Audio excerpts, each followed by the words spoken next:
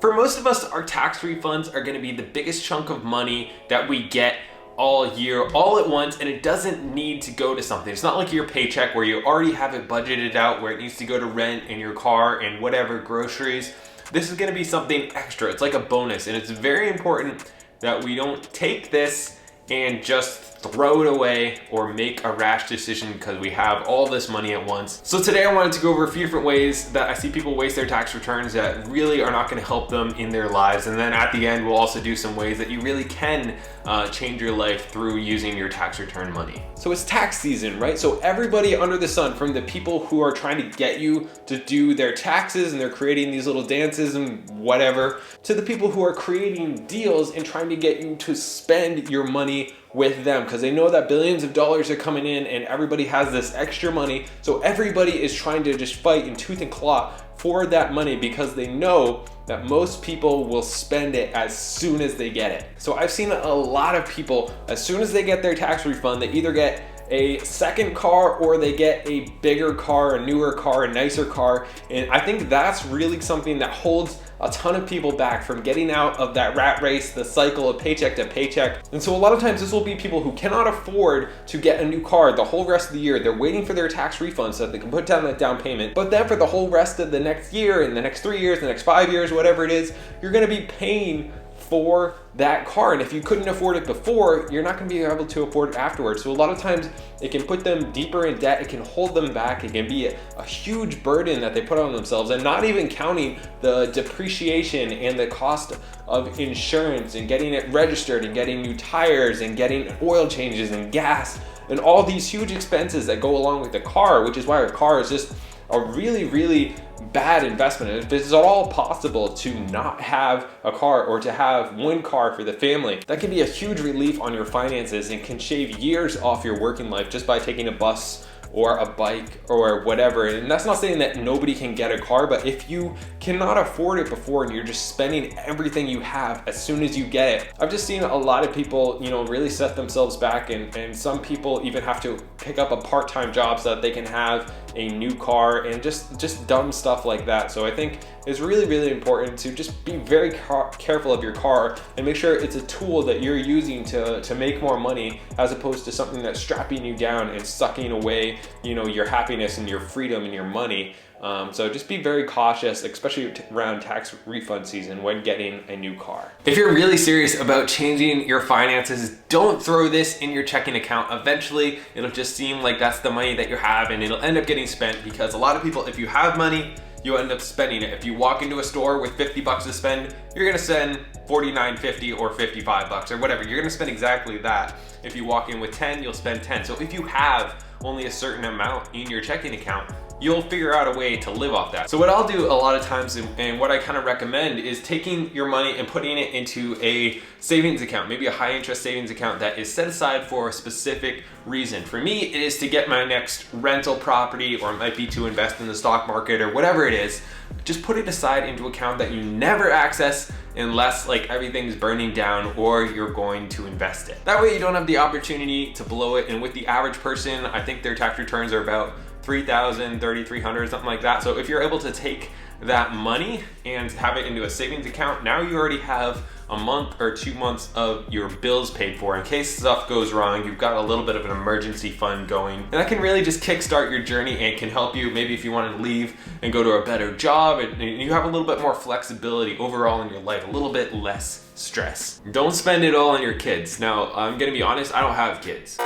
And I realize there can be that desire to, I didn't have stuff growing up or whatever, and then you want your kids to have those things that you didn't have, and you want to spoil them and make them happy and really make a holiday to remember, or a birthday to remember, or go on this vacation to remember, or whatever. But a lot of times the kids would rather have you present. So, if you're able to take that money and ration it out throughout the year, and maybe you don't have to work a side hustle, or maybe you'll have, financial freedom a little bit earlier, or you'll have a job with better hours. If you're able to leverage it into something like that, it's not saying don't spend any of it, but don't spend all of it on on new Xbox and just new random toys that they'd rather have you as a person spending quality time with them than going ahead and blowing all this money on this lavish thing that they're probably not going to remember in 6 months or a year or in 5 years. That doesn't mean don't spend money on kids. I'm all for having experiences with them and making memories. I'm just not for buying stuff. Don't just take it and throw it all towards debt, right? So a lot of people can have this temptation, whether it's credit card debt, student loan debt, your mortgage, whatever it is. If you're living paycheck to paycheck and you're continually getting into more debt, it's better to take some of that money, maybe half of it, and set it aside into an emergency fund so that if something does come up, you don't get even further into new debt that's going to be really expensive, maybe more credit card debt, and then you take the other part and you actually pay down some of that debt. And some people will take it and throw it against their mortgage. I don't think that's necessarily a great idea, because let's say your mortgage is at 4% or whatever. If you can invest that money and make 12% or 20% like you can do in real estate or the stock market or whatever, then you're earning, you know, the difference there. So why pay down a 4% debt when you can earn, you know, 10, 15, 20% with that same money? It's not the best use of money, but that also depends on what your goals are and what your financial situation is. So for some people that might be right, but for most people, I'm gonna say that's not the best use of money, is to pay off your mortgage or any low interest debt. Don't buy a new TV. I cannot tell you how many people I know who already have a TV or a brand new laptop or a gaming computer or whatever it is picked out for their tax return money, or new speakers, or just like random junk, man. I cannot tell you how many people I know who do that. And it just drives me crazy. If you can't afford that the rest of the year, if you're living paycheck to paycheck, if you had a job you hate and you know your finances aren't in order, then why are you blowing, you know, thousands of dollars on a better screen when yours works totally fine? It's just something that bugs me a lot. Like, you'll notice once tax returns come in, you'll start seeing boxes of brand new TVs, you know, out in the street when people are recycling them. That's just something that I don't think is a good use of money. All right, now that we've covered a few different things not to do with your tax returns, what should you actually do with it? We already talked about putting it in a savings account and just kind of like pretending that it doesn't exist. But what are a few other things that you could do with a few $1,000s to really snowball your future and really start changing your life? What I would recommend, first of all, is if you are in high interest consumer debt, that you work on paying that off first, and also keep a little bit of an emergency fund, kind of like what we talked about, so that you don't get further into debt. So use this as something that will stop the bleeding, and you can start to use this to get on your feet. Right now, within the next, I don't know how long this will go on, but the market's really like falling off right now. At least it is as I'm shooting this video. So it might be a good time to start investing in the stock market so that can grow over time. And you got to just think about it as, even if it drops another 50%, you're not gonna panic, you're not gonna pull your money back out. That's totally fine. You're investing for 10, 20, 30 years from now, so it doesn't even really matter. So you're just kind of buying some discounted stocks. However, I wouldn't personally do this, and I really wouldn't recommend even throwing a couple $1,000s into the stock market if you're still living paycheck to paycheck. It will do you almost no good whatsoever. So let's just say that you invest $1,000 and it goes up by, you know, 50% in the next year, and you have, you know, $1,500, so you made $500 or whatever.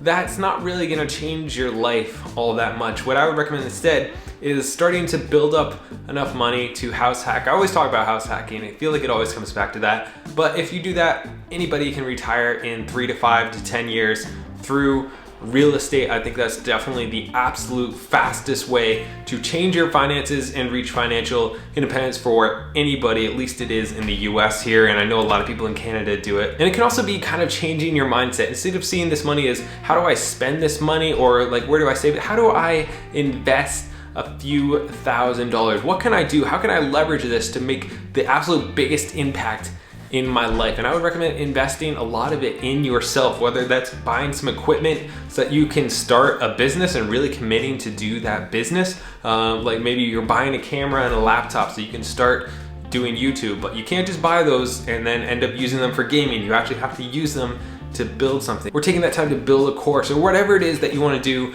as a side hustle. That could really be a great way to kick it off. You can also invest this in books and seminars and start trying to change your mind. You know, spending $25, $50, $100, $500 on books and courses and seminars, as long as you're taking action on those can be the absolute biggest ROI you ever have. Because I listened to a podcast or read a book, it has made me tens of thousands of dollars, just one idea, just learning about financial independence, just learning about house hacking, just learning about credit card hacking, and you know, all these different things that I do, you have to learn about that somewhere. So a lot of the info you can get for free, like you're doing right now, or through podcasts or books. But definitely reinvesting that into yourself can make the absolute biggest impact over the next year. Hopefully this helps somebody. I've talked to a lot of people recently who are spending their tax returns before they even have them. They have it mapped out exactly where it's gonna go.